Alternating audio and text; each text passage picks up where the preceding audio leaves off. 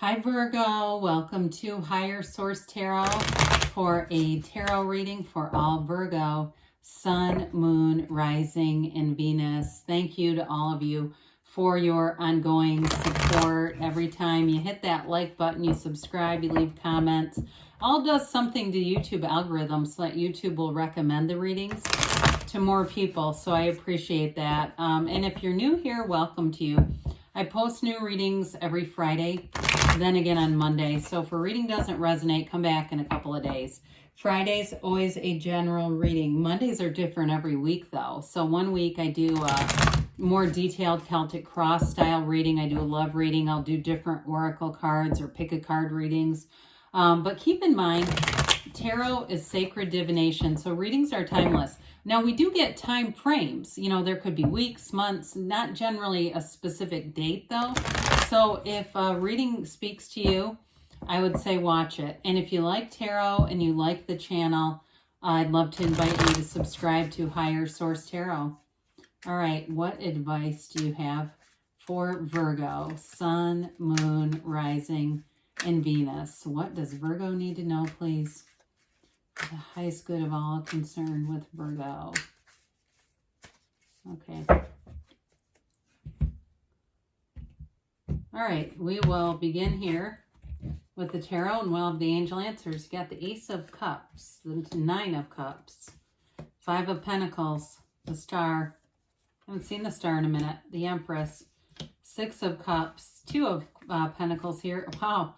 What an incredible reading. The 9 and 10 of Cups showing up for you. Well, who wants dreams to come true with the 9 and 10 of Cups and the Star?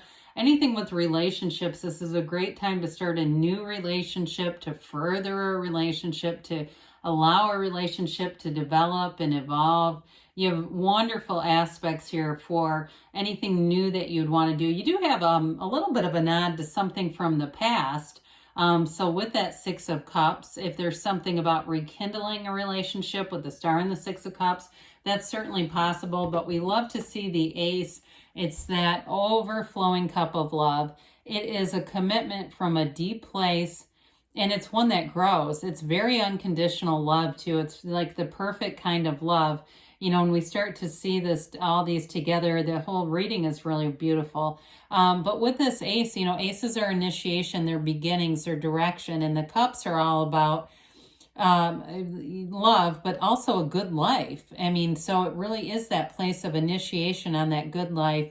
And it brings in too, especially with the Empress here, creativity and openness, that sort of pleasure-seeking energy. So allowing yourself to relax a little bit, allowing yourself to relax into things, enjoying whether it's your family or, you know, meals, that sort of thing. This is all the perfect kind of energy coming together. Because, you know, when we start to see this together, there's so many different cards, but it really is beautiful in terms of anything emotional. It's really feeling in love with your life. I mean, there's again, I could pick up half of the reading here. So the Nine of Cups, we've got wish fulfillment, high vibrational energy too. Of course, we know the nines are all about attainment, realization, and so it's going to bring you into a new beginning. But this Nine of Cups, you know, he's very proud of those cups. For some of you, maybe if you have kids, I feel like someone here, because we do have the Mother of the Tarot, someone here is very proud of their kids. They see their kids developing in life,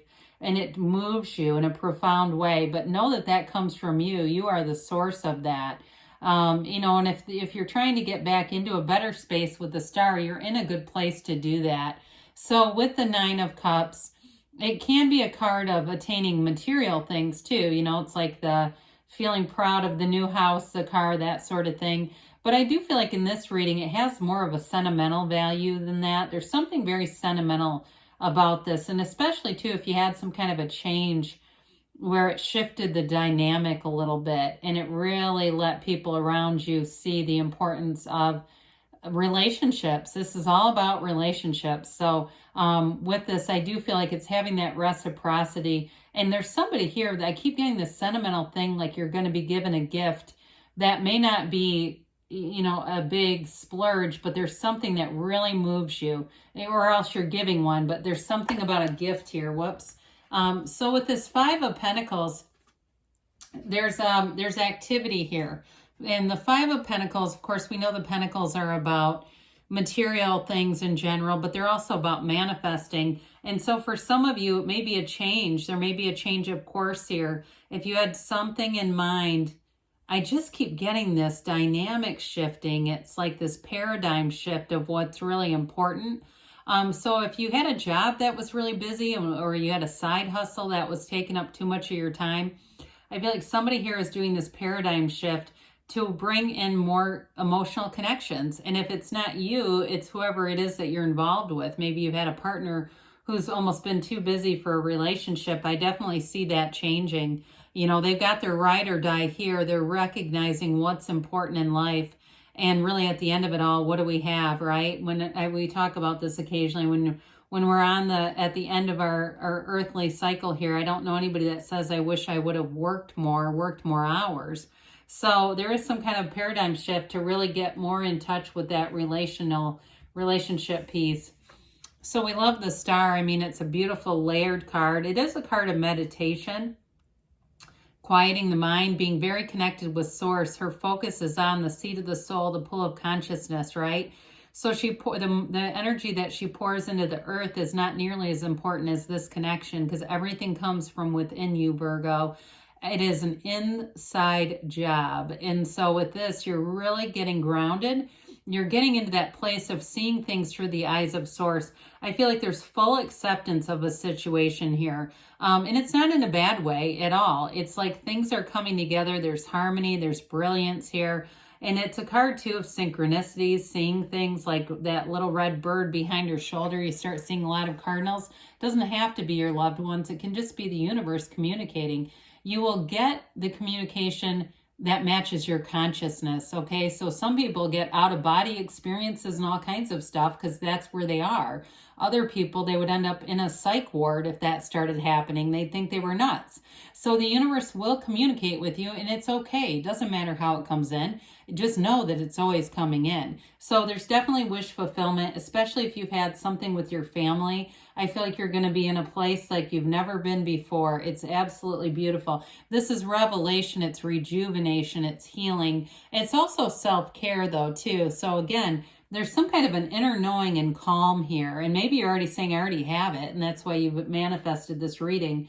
But there's something, like I said, about that, this inner knowing here, that everything's coming together. And so we just keep going with that. So with the Empress here, this is that card of luxury that we mentioned in the beginning. She is the mother of the tarot. So those of you that are wondering about your family, there you go. It's a very positive indication for having, you know, strong ties with your family, having the peaceful energy, that sort of open door, unconditional love. And she's, you know, she's ruled by Venus. She's ruled by love.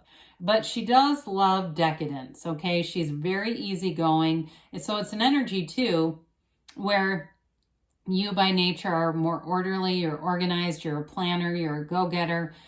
You may find you get a little dose of this and it really makes things easier. Maybe you're planning for the holidays and you kind of go, F it, I'm not going to stress over this. Or it could be the energy that says, if you're on the phone, you know, and things aren't going well with a travel agency or some other bureaucracy, instead of losing your marbles on them, you go, you know what, I remember that Empress energy, I'm going to try a different route, because she would never do that. She's too easygoing.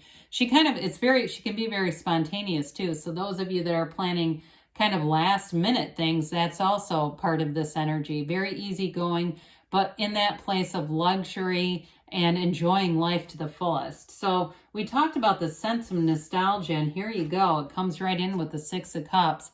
Sixes, though, are all about bringing in balance and harmony. It's a wonderful energy for being with your family, being with your significant other, your friends. It's relationships all around. It's also an energy where people around you are going to be more thoughtful, and they may be more thoughtful of your personality style. They may do things like, you know, maybe you have a partner. I keep seeing socks on the floor. Somebody who throws their damn socks on the floor all the time. I have a Virgo moon, so I totally get it.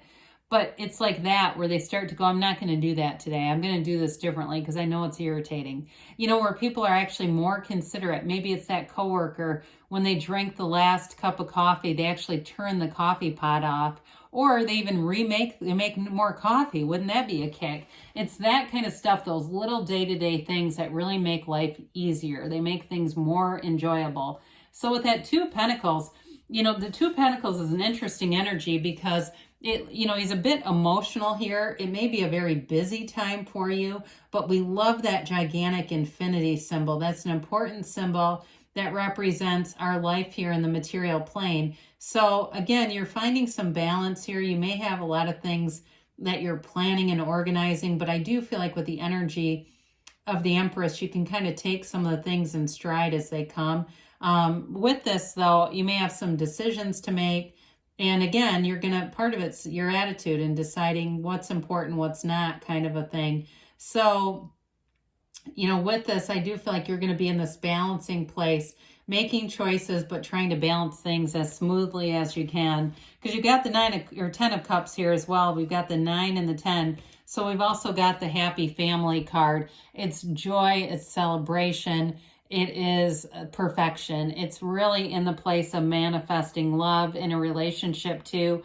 If you're getting into a new relationship with that Ace of Cups, it definitely turns into something more. You may even be meeting the person's family, their friends, people who are important to them, and vice versa. And I feel like it is really a true fit. So things are definitely going in the right direction for you, Virgo. Let's see here about the angel oracle cards here for you.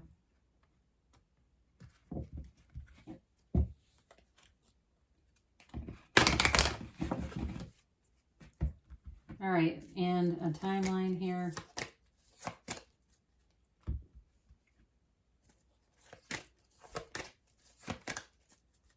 All right, so you've got remain positive. So good things are definitely on the way with that tarot reading. Communicate clearly. Universe always hears you, like we were talking about.